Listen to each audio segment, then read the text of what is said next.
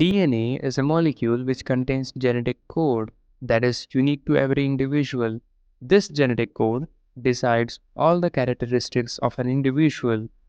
DNA can also be passed from one generation to the other. This is why we call it as the genetic material.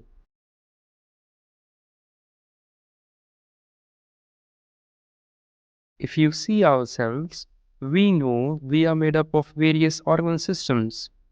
Each organ system has many organs, and organs are made up of tissues, and these tissues are made up of cells. Cells are the basic unit of life. Cells contain several compartments, and the central region contains a membrane bound organelle called nucleus. And nucleus is the place where you will find your DNA. Similar to humans, animal cells, plant cells, and microorganisms also contain DNA.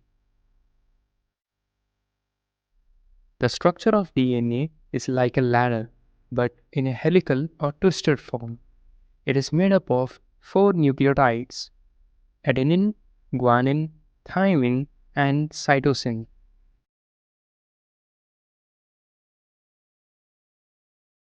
Each nucleotide of DNA is made up of a deoxyribose sugar with no oxygen at second carbon atom, and a phosphate group and a nitrogenous base. Deoxyribose sugar and phosphate group together are called backbone of DNA, whereas the type of nitrogenous base binding to the sugar will define the name and the binding nature of the nucleotide. There are two types of nitrogenous bases: double-ringed purines and single-ringed pyrimidines. Also, there are two types of purines, guanine and adenine, and there are three types of pyrimidines, cytosine, thymine, and uracil. DNA contains guanine, adenine, cytosine, and thymine, but not uracil. For our understanding, I have given simpler structures to deoxyribose sugar, phosphate molecule, and nitrogenous base. Fifth carbon of the sugar binds with phosphate, and first carbon binds with nitrogenous base to give a nucleotide. A nucleotide monomer will bind with the other nucleotides through their phosphate groups and 3' carbons of adjacent nucleotides to give a chain of nucleotides called as polynucleotide, and the bond is called phosphodiester bond. Now, two polynucleotide chains will bind with each other through their nitrogenous bases. Cytosine of one strand will only bind with the guanine of the other strand via three hydrogen bonds. Similarly, thymine of one strand will bind with the adenine of the other strand via two hydrogen bonds. Likewise, both the chains are bounded together via hydrogen bonds to give deoxyribonucleic acid or DNA.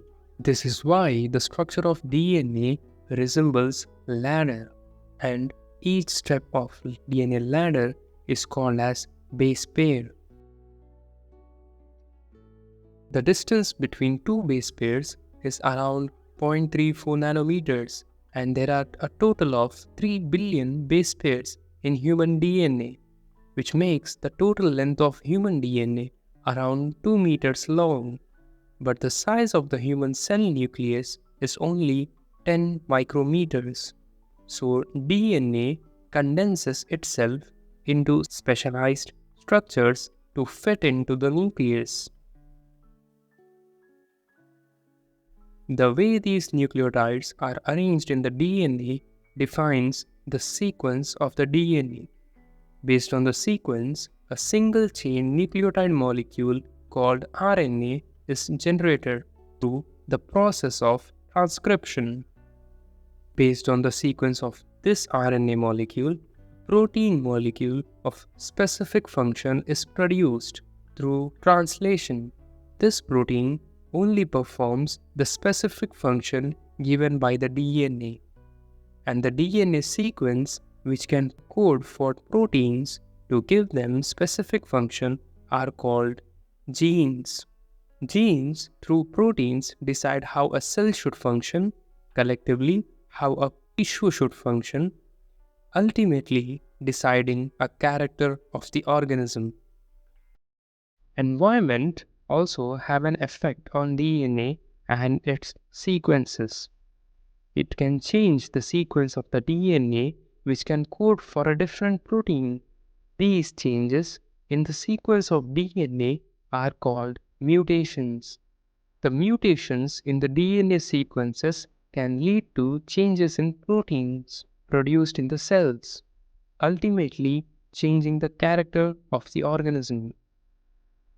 DNA sequence of any two humans is around 99.9% same.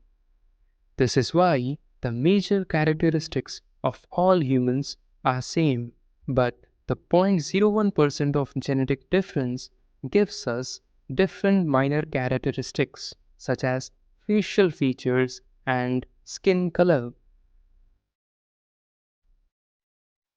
During the cell division, DNA is condensed into specialized structures called chromosomes in the nucleus, and there are 23 pairs of chromosomes in a human cell. DNA replicates itself to give two copies of DNA, which leads to duplication of chromosomes. Now, this parent cell divides, and each daughter cell receives one copy of parental chromosome. This is how genes are passed from one generation to another.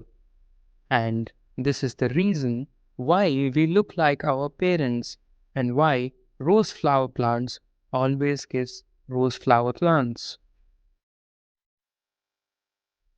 From a person's DNA, we can know blood relations, what are the diseases he is prone to have, what are the nutritional requirements, and design specific medications. We can also know ancestral origin of the person and their migration patterns.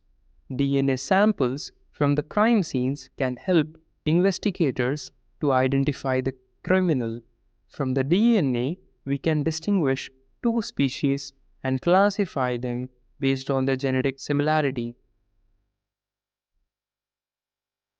So, what we have learned is DNA is located in the nucleus of the cells.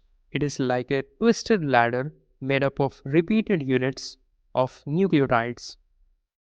It functions by giving information to proteins, passing it from one generation to another, and decide characteristics of the organisms. From DNA, we can know one's ancestral origin, blood relations, nutritional requirements, and design specific medications. We can also identify criminals from the DNA samples. We can classify species better based on their genetic similarities. Thank you for watching the video. See you in the next one.